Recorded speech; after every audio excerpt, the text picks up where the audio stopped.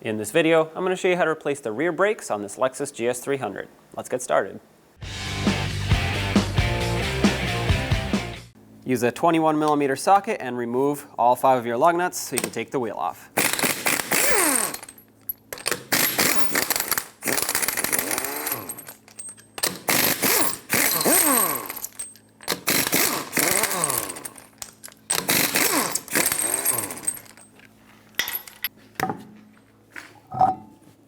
Let's remove this cotter pin, which holds the pin in place.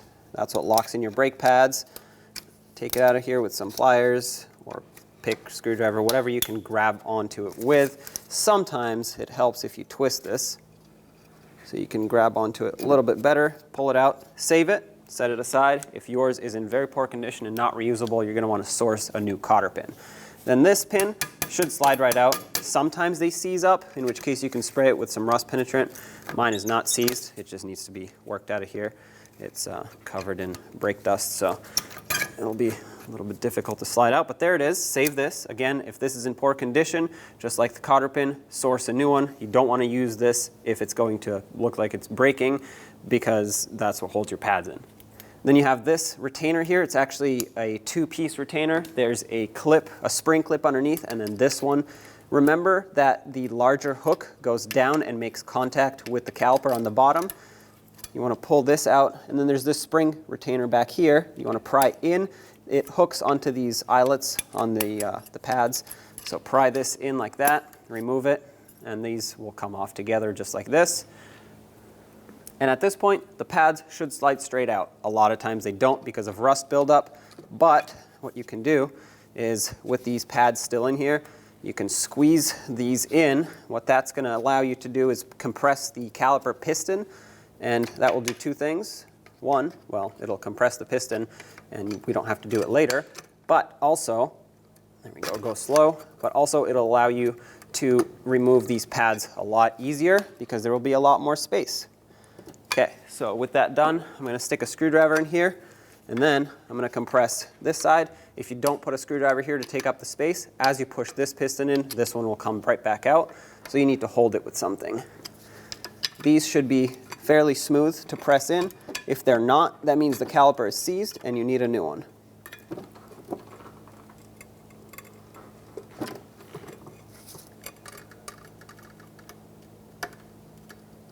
There we go. All right, so now we just got 2 things done at once. Slide the pads out. Perfect. 2 17mm bolts hold this caliper onto the knuckle. There's no bracket to this. There's one down here and one at the top. We'll start with the bottom one.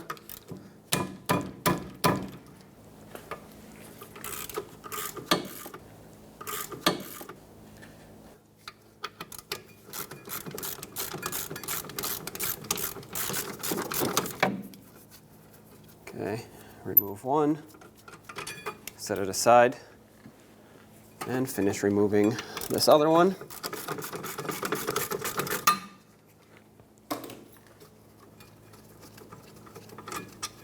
Take the caliper off, set it aside on top of the upper control arm here. You don't want to let it hang by the brake hose. At this point, you should be able to pull the rotor right off, just like this. If it doesn't come off, a lot of times it's because of the parking brake, which I can show you how to adjust, or de-adjust, I should say. A lot of times there's going to be a lip in there. It looks like mine is a little bit stuck, actually. But if you just work it back and forth, you should be able to pull it off. There we go. That shoe just let go. So these shoes right here sometimes get stuck on the inside of the rotor, especially if the rotor is very old, like this one. It'll create a groove inside, and the shoe will get caught on that lip of the groove. And in that case, you'll have to go through one of these holes, spin the hub so that it lines up with the bottom here. You'll have an adjuster, and you just turn the little wheel. I'll show you exactly how to do that because we'll have to readjust the parking brakes for the new rotor, but that's how you would contract the shoes to let go of the rotor. And now with the rotor off, let's do some cleaning. I want to spray brake parts cleaner on the e-brake shoes here. Make sure that all the hardware is nice and clean. Get all this dust out of here so I don't keep getting it in the air. And I also want to clean the hub surface. Mine looks really good actually. It's just dirty with old anti-seize, so we'll clean that up. Use a wire brush to scrub it down. If yours is rusted, you're going to want to sand it down either with some sandpaper or just use a wire brush if it's not too bad. You want to get it nice and flat so the rotor has a nice, clean, flat surface to mount on. You don't want it to sit at an angle.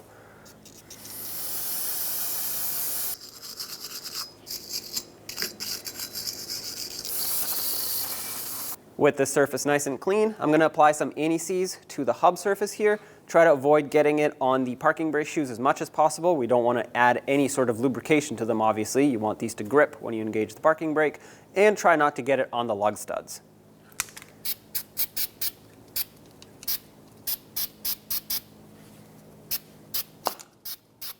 Now with anti-seize covering the hub, put the rotor on. I like to start it on backwards so that it can hold this for me.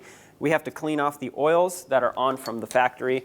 The oils are here so it prevents it from rusting while it's sitting on the shelf, but you don't want any of these on your brake pads. So use brake parts cleaner, wipe off the braking surface on the actual disc itself, but also you want to get the inside of the rotor here, the hat of the rotor, where the parking brake shoes ride.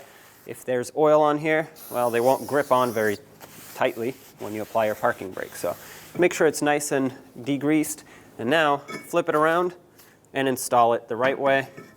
Try to line up all of this. It should slide on all the way, just like this. We will have to adjust the parking brake shoes, but for now, let's clean off this side as well, the same as we did on the inside.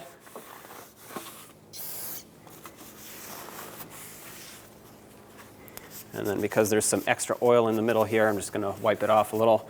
I don't like to leave it on here. It'll just collect a bunch of debris over time. Okay, doesn't have to be perfect right here, as long as this surface is degreased. To adjust the parking brake on this, you want to spin the rotor, either with the other wheel jacked up so it can spin, or the vehicle in neutral. Spin the rotor with the hub and listen for it. You want to hear it just barely touch. This is not a drum brake, so you don't want continuous friction on it. You want it just to be close. Right now, I can't hear anything. I can hear a little bit over here at times, but it's not close enough. I can spin this very freely with no pressure whatsoever. I do want it to be a little bit closer. So what we're going to do is pull the rotor back off, and at the bottom, I'll show you how to adjust it.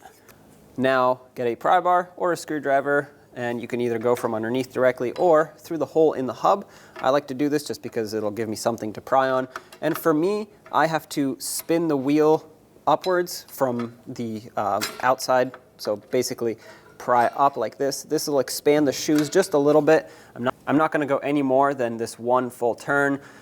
A lot of times a small adjustment here will actually make a big difference on the shoes because the tolerances are so tight. So at this point, I'm going to put the rotor on. We'll double check it. Now on the rotor, you want to line up this hole in the hub with this hole in the rotor. That way, from here on, we can adjust the parking brake through this hole. As you can see, even that one little rotation that we did is a little much for this. So actually, I'm going to pull this off before it's too late, and I'm going to contract the shoes a little bit. Stick a screwdriver in there, just turn it back a little bit.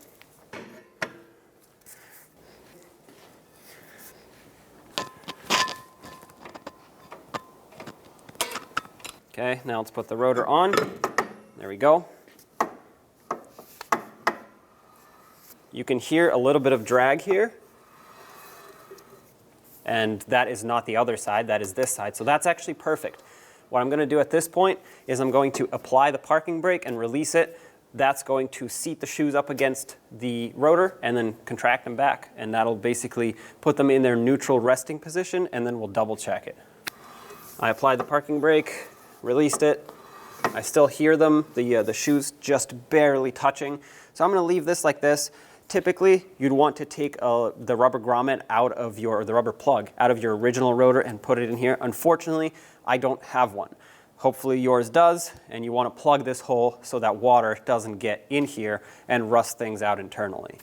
If you need to readjust your parking brake with the brakes on because you think that it's not grabbing enough or it's too tight, you don't have to disassemble all this. You would just go through this hole and spin that star adjuster wheel, whichever direction you need to either loosen or tighten them up. Now, let's clean the inside of this caliper. As you can see, it's in rough shape. We have to get all of these chunks out of here. You want a nice clean surface for the pads to ride on. Try to scrape off as much as you can. Use a pry bar or screwdriver, whatever you have here. I'm going to go on this side now.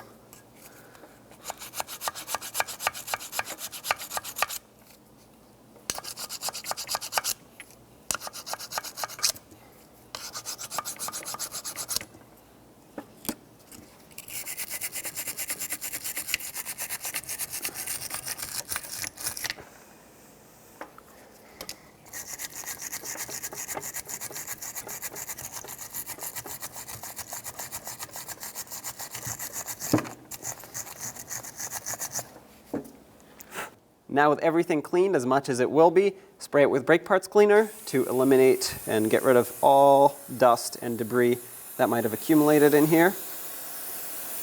Get this thing as clean as you can. Okay, we'll let this dry. Let's get the caliper over the rotor, line it up with the knuckle, and put the bolts in. It's easier to get the bottom one started first because you can see it a little bit better. And once that one is started, go ahead and start on the top one so it stops moving around. We'll bottom these out, and the torque for these is 77 foot-pounds.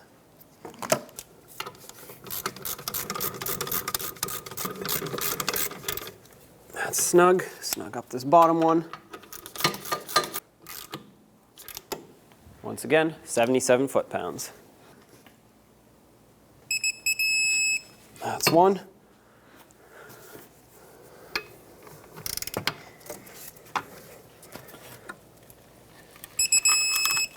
And that's two. Let's slide the pads in. They just slide in like this. You don't have to do anything.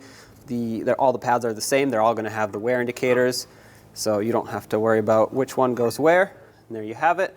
Now let's put those clips in. The new anti-rattle clips should come with your pads. Take the spring retainer, hook it onto the back side of this larger anti-rattle clip. This has to go like this inside of it. It doesn't come out. And then you want to hook these two tabs on the top ears of the pads, like this and like this. And then here, squeeze it in.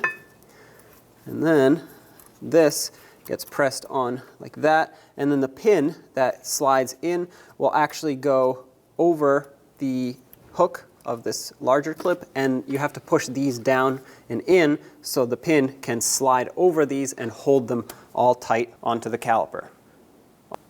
My pin was in good condition still, so I cleaned it up a little bit and I put silicone paste on it, not because it has to have it, but just so it can slide in a little bit smoother. Otherwise, sometimes you fight it back and forth a little bit.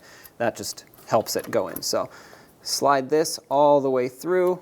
Make sure all of these retainers are pressed down as they should be. And well, sometimes you still have to fight it, but there you go. Tap it in. And then you want to spin it so that this cotter pin on that side can actually go in at the proper angle. Okay, so I'm going to leave it here, put the cotter pin in, and then we'll twist it so it sits flat. Grab this. Again, if yours is in poor condition, replace it, and then twist it so it all sits perfectly flat. This shouldn't be very stuck in there. At this point, we are done with these brakes. You would want to pump up the brakes and then put the wheel on, and of course do the same to the other side. Now let's get the wheel back on. Get all 5 of your lug nuts on. We'll bottom them out, tighten them to 76 foot-pounds in a cross pattern.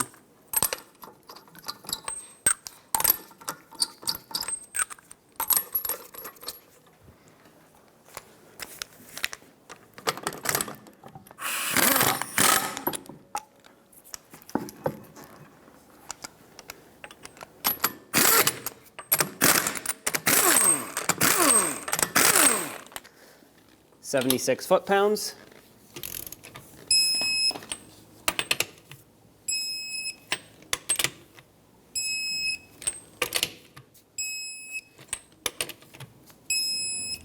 And there you have it. Pump up your brakes and do the same to the other side. When only the best will do, demand TRQ. The only company that lets you view before you do. TRQ is committed to offering the highest quality aftermarket auto parts that are engineered for peace of mind. Thanks for using and viewing with TRQ.